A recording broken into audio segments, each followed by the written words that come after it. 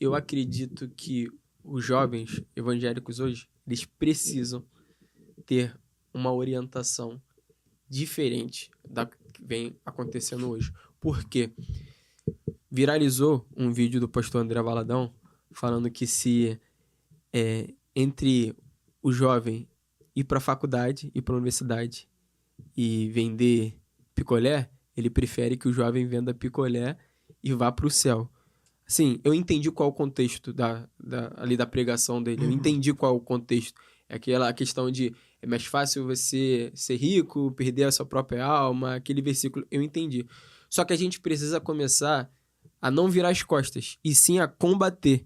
E o Nicolas fez isso na sua universidade. Ele diz que era um dos únicos caras de direita e enfrentava na universidade, ele combatia o comunismo, a esquerda lá e falava sobre a Bíblia, e falava sobre a direita. Então, assim, se a gente não começar a falar sobre política com os nossos jovens, ou, um ponto, eles vão virar as costas e vão vender picolé, como se diz o pastor André, ou eles vão virar esquerda depois que passarem mas olha só, da universidade. Eu vou dar um exemplo para você. A igreja no Brasil, ela não se envolve em política no primeiro momento, porque, historicamente, a igreja no Brasil é fundada por missionários estrangeiros. E, basicamente, durante o regime militar, que é chamado período militar, a igreja, os missionários não podiam falar de política porque eles eram estrangeiros. Imagine, líderes estrangeiros falando de política eram proibidos. Entendi. Então, eles orientavam o povo e os obreiros a não tratarem de política nas igrejas, o que não ocorre nos Estados Unidos e em outros países. Não ocorre isso. Porque, por exemplo, o ativismo de Martin Luther King, Malcolm, etc. e tal, é um ativismo dentro de igrejas evangélicas, porque eles eram, na maioria, pastores, ok? E eles saíram às ruas em luta pelos direitos civis, o direito de sentar no ônibus, no mesmo ônibus que os brancos, estudar nas mesmas escolas, etc. e tal, porque era o sonho e eles conquistaram esse sonho. O que ocorre no Brasil hoje é o seguinte: a Igreja Assembleia de Deus, ela funda a chamada Escola Bíblica Dominical. Quando há esse surgimento dos neopentecostais, que começam a criar igrejas, um modelo de comunidade, de louvorzão, etc. e tal, o que os novos pastores fazem? Eles acabam, inclusive o Valadão aqui, ele precisa aprender isso, eles acabaram com a escola bíblica dominical em favor de uma igreja mais moderna, etc.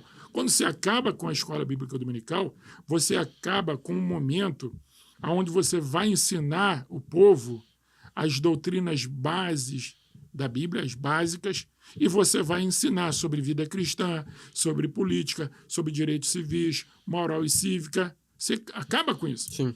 E com muita dificuldade hoje no Brasil, você tem Assembleia de Deus e você tem Igreja Batista e Metodista que ainda mantém a escola bíblica dominical, que é a grande escola de ensinamento de vida cristã da Bíblia dos evangélicos. Aí o que acontece? Quando esse jovem que está na igreja ele vai para a universidade, viu, Felipe? Ele vai sem formação nenhuma. Porque o seu Valadão da vida, ele não tem escola bíblica dominical. Será que ele tem escola bíblica dominical? Né? Não tem escola bíblica dominical. Então o cara vai totalmente cru, o adolescente, o jovem, vai totalmente cru para a universidade. Chegando lá, ele é doutrinado facilmente. Sim. Sabe por que eu estou dizendo isso? Porque quando eu fui estudar na UNB, eu estudei na UNB, estudei na UERJ, eu passei por esse processo todinho aí de catequização da esquerda, onde ensina de forma acentuosamente questão de marxismo, comunismo, Che Guevara, Fidel Castro, Cuba, etc. e tal. Só que eu já vinha preparado porque eu era oriundo da Escola Bíblica Dominical. Eu já tinha aprendido o que era evangelho, eu já tinha aprendido o que era esquerda, eu já tinha aprendido os valores cristãos que eu, na verdade, eu refutava tudo aquilo ali.